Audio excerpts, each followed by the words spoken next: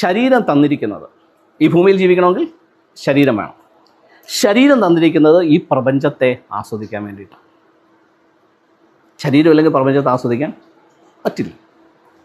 മനസ്സ് തന്നിരിക്കുന്നത് ഇൻ്റലക്ച്വൽ ലോകത്തെ, ബൗദ്ധിക ലോകത്തെ ആസ്വദിക്കാൻ വേണ്ടിയിട്ടാണ്. ശരീരമില്ലെങ്കിലും, അല്ലെങ്കിൽ ശരീരം നിർജീവമാണെങ്കിലും, അല്ലെങ്കിൽ ശരീരം പാർഷ്യലി ആക്റ്റീവ് ആണെങ്കിൽ പോലും ബൗദ്ധിക ലോകത്തിൽ ഇൻ്റലക്ച്വൽ സിസ്റ്റം കൊണ്ട് നമുക്ക് കീഴടക്കാൻ പറ്റും. സ്റ്റീഫൻ ഹോക്കിങ്സ്, അദ്ദേഹത്തിന് ശാരീരിക ക്ഷമതയില്ല, നടക്കാൻ പറ്റില്ല. ബട്ട് അദ്ദേഹം ലോകമറിയുന്ന ഇൻ്റലക്ച്വൽ പേഴ്സണാണ്. റൈറ്റ്? സോ ശരീരം കൊണ്ടും മനസ്സുകൊണ്ടും നമുക്ക് ലോകത്തെ കീഴടക്കാം.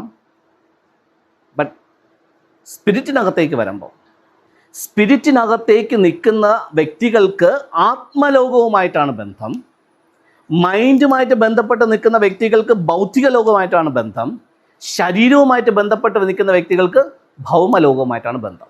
ശരീരം കൊണ്ട് ഭൗമലോകത്തെയും ബുദ്ധി കൊണ്ട് ഭൗതിക ലോകത്തെയും സ്പിരിറ്റ് കൊണ്ട് അല്ലെങ്കിൽ ആത്മാവ് കൊണ്ട് ആത്മലോകത്തെയും എൻജോയ് ചെയ്യാൻ പറ്റും. അങ്ങോട്ടും ഇങ്ങോട്ടും മാറ്റാൻ പറ്റില്ല. ക്ലിയർ ആയോ? ഉണ്ട്. ഓക്കെ.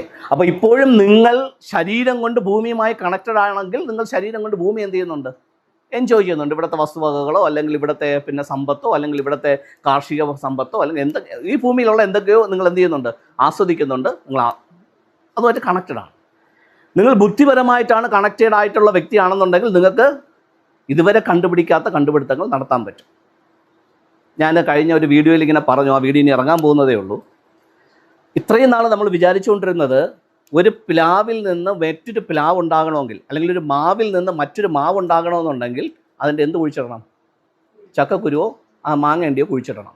ഇതാണ് പരമ്പരാഗതമായി ഫോളോ ചെയ്തു വരുന്ന കാര്യം. ഇനി മറ്റു ചില ചെടികൾക്കാണെങ്കിൽ വേരിൽ നിന്ന് കിളിപ്പുണ്ടാവും. വേര് കൊണ്ട് കുഴിച്ചിട്ടാൽ മതി. നമ്മൾ തേക്ക് ഉണ്ടാകണമെന്നുണ്ടെങ്കിൽ തേക്കിൻ്റെ വേര് കൊണ്ട് കുഴിച്ചിട്ടാൽ, അല്ലെങ്കിൽ വേപ്പ് മരത്തിൻ്റെ വേര് കൊണ്ട് കുഴിച്ചിട്ടാൽ മരം ഉണ്ടാവും. അപ്പോൾ വേരിൽ നിന്നും എന്തുണ്ടാവും? മരം ഉണ്ടാവും. ഇനി ഈ മുരിങ്ങ പോലെയുള്ള ഇതിൻ്റെ ആണെങ്കിൽ അതിൻ്റെ കാണ്ഡം, അതിൻ്റെ തണ്ട് കൊണ്ട് വെട്ടി നട്ട് കഴിഞ്ഞാൽ മരം ഉണ്ടാകും. അപ്പോൾ എങ്ങനെയൊക്കെ ഉണ്ടാവും? വിത്തിൽ നിന്നുണ്ടാകും, വേരിൽ നിന്നുണ്ടാകും, അതിൻ്റെ തണ്ടിൽ നിന്നുണ്ടാകും.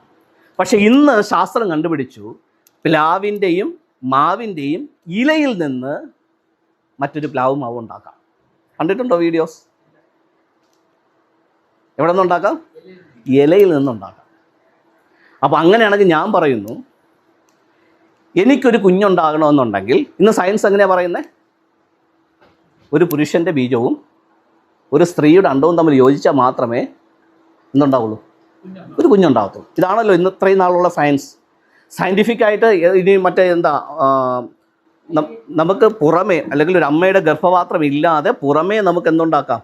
ഒരു പുരുഷൻ്റെ ബീജവും സ്ത്രീയുടെ അണ്ടവും കൂടെ ചേർന്നിട്ട് ഒരു ടെസ്റ്റ് ട്യൂബ് ശിശുവിനെ ഉണ്ടാക്കാം. ശാസ്ത്രം അഡ്വാൻസ്ഡ് ആയ അതുവരെ. പക്ഷെ ആ ഉണ്ടാകുന്ന കുഞ്ഞിന് എൻ്റെ ബീജത്തിൽ നിന്നായതുകൊണ്ട് എൻ്റെ എന്തൊക്കെയോ DNA സാമ്യങ്ങളുണ്ടാകാം. സ്വഭാവത്തിൻ്റെയോ ശരീരത്തിൻ്റെയോ ഒക്കെ സാമ്യങ്ങളുണ്ടാകാം. ഡിറ്റോ ആയിരിക്കുമോ? എന്നെ പോലെ എക്സാക്ട്ലി റെപ്ലിക്ക ആയിരിക്കുമോ? ഒരിക്കലും ആകത്തില്ല. ബട്ട് നിങ്ങൾ എഴുതി വെച്ചോ, എൻ്റെ ശരീരത്തിൽ എത്ര കോശങ്ങളുണ്ടാവും? കോടിക്കണക്കിന് കോശങ്ങളുണ്ട്. സയൻസ് ഒരു ദിവസം അഡ്വാൻസ്ഡ് ആകും. എൻ്റെ ശരീരത്തിലെ ഒരു കോശത്തിൽ നിന്ന് ഒരു മനുഷ്യക്കുഞ്ഞിനുണ്ടാക്കാം. ഒരു സ്ത്രീയുടെ സഹായം വേണ്ട. ഇവിടെ ഒരു അഡ്വാൻസ്ഡ് ആയ കാര്യം എന്താണെന്ന് വെച്ച് കഴിഞ്ഞാൽ, ഈ കോശത്തിൽ നിന്നുണ്ടാകുന്ന കുഞ്ഞ് 101% എന്നെ പോലെ ആയിരിക്കും. അങ്ങനെ സയൻസ് ഒരു ദിവസം അഡ്വാൻസ്ഡ് ആവും. അങ്ങനെ എൻ്റെ ശരീരത്തിന് എത്ര കുഞ്ഞുങ്ങളെ ഉണ്ടാക്കാം? കോടിക്കണക്കിന്. റീപ്രൊഡക്റ്റീവ് സിസ്റ്റം വേണ്ട. ഒരു പ്ലാവിൻ്റെ ഇലയിൽ നിന്നുണ്ടാകാമെങ്കിൽ എൻ്റെ ഒരു സെല്ലിൽ നിന്നും ഉണ്ടാക്കാം. അങ്ങനെ നിങ്ങളുടെയൊക്കെ സെല്ലിൽ നിന്നുണ്ടാക്കിയാലോ? എത്ര അനീഷിമാർ കാണും ഈ ലോകത്തിൽ? നിങ്ങൾ ശാരീരികമായിട്ട് ചത്തുപോയാലും നിങ്ങളെപ്പോലെ അടുത്ത തലമുറ നിങ്ങളെപ്പോലെ ഇരിക്കുന്ന ഒരു വലിയ സമൂഹം ഇവിടെ ഉണ്ടാകും.